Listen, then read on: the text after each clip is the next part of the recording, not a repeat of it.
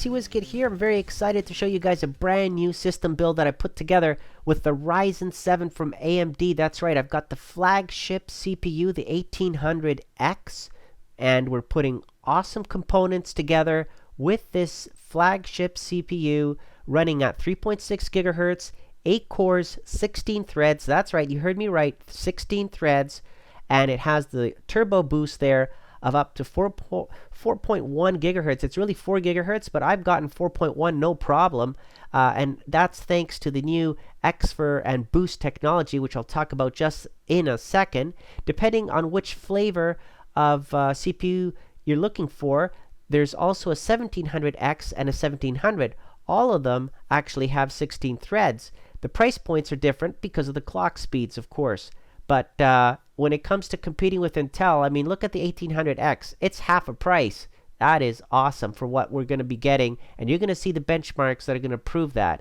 But then again, you know, there's been so much buzz and news out there. I'm not surprised if you guys are very excited like I am to get your hands on one of these. Now, the Ryzen, of course, is the new name of it. 7 is obviously the type of enthusiast chip that I've got. We've got the Ryzen 5 coming out on April 11th, and then later on in the year, Ryzen 3. Now, I've got the 1800X, there's the 1700X, of course, which the 7 and the 8 are for enthusiasts, and then anything below that, high performance, and to be announced for the other ones. And X, of course, for the high performance with the XFIR, the extra boost, if you want to call it. That's really the extended frequency range. Let's just be honest. That's what it means. When the system senses that it's adding more cooling, so if you have a good liquid cooler in there, for example, then it'll automatically raise the frequency in small increments there to really give it a boost. So it's got built-in intelligence, and that's what I really like about this new generation CPU. They've got built-in AI in the circuitry in there. The programming and the design, the architecture is totally new with this pure power, with more than 100 embedded sensors, you know, with accurate little millivolt and milliwatt sensory readings that can really find the appropriate voltages that it has to assign to everything. So you get the optimal performance and energy consumption. That is absolutely mind-boggling.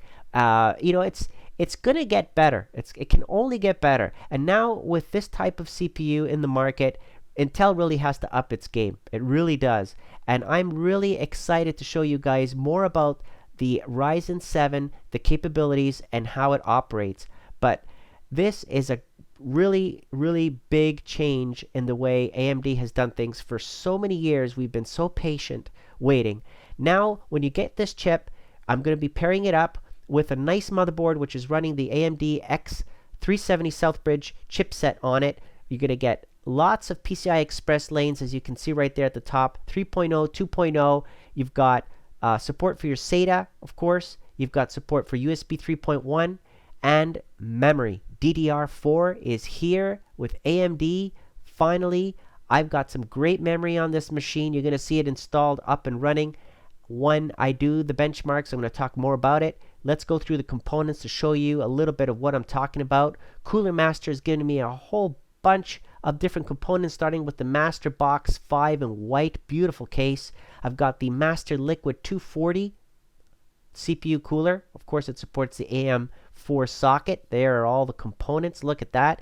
It was very easy to install. It was just one of those click and snap on to the brackets that it came on the existing motherboard. Also, I have a V70 power supply, 80 plus gold efficiency on that one. And from EVGA, in this machine, we're going to put a GTX 1070. So yes, we've got awesome components in here. They're going to boost and boot up super fast using the Toshiba OCZ RD400 NVE SSD, which I've got right here.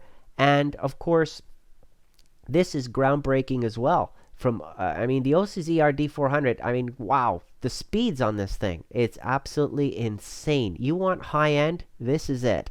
And pairing it up, of course, for the other side of your system that you might just want to have an SSD on, of course, we've got the VX500. Beautiful as well, nice and fast, slim.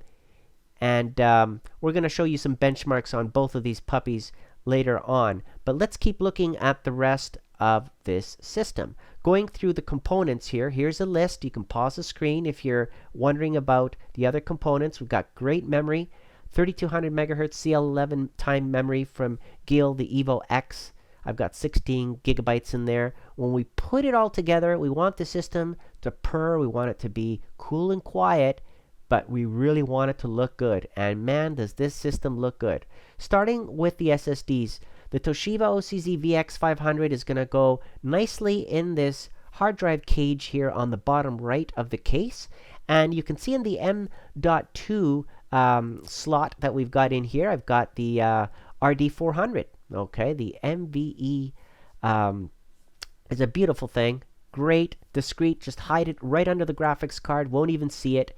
And purring along, you can see there the EVGA GeForce GTX 1070 graphics card, 8 gigabytes of memory there, graphics memory. And the Cooler Master, look at that, beautiful Cooler Master, Master Liquid 240, the 240 millimeter. I actually got a nice push-pull sandwich of fans. You can see 2 in the front, 2 in the back, and actually have one more fan at the front of the case, bringing cooler air in through the bottom, keeping the SSD drives nice and cool as well. The Gill Evo X has some great LED lighting effects, and I did connect the additional cable in there so I can have it beating, basically, so a heartbeat in red. So that looks quite nice.